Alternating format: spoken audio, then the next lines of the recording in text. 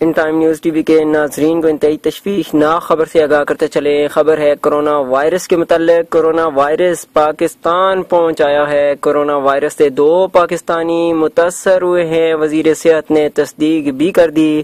Corona virus سے متاثرہ پاکستانی یحییٰ جعفری ایران سے باہر کراچی آیا ہے۔ طبی معائنے میں کورونا وائرس کی تصدیق بھی ہو گئی۔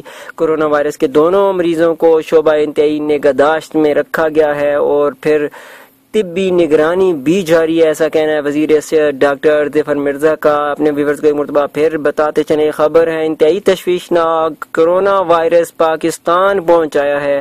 کورونا وائرس سے 2 پاکستانی متاثر ہوئے ہیں، وزیر صحت نے تصدیق بھی کر دی۔ کورونا وائرس سے متاثرہ پاکستانی یحییٰ جعفری ایران سے باہر کراچی آیا ہے۔ طبی معائنے میں کورونا وائرس کی تصدیق۔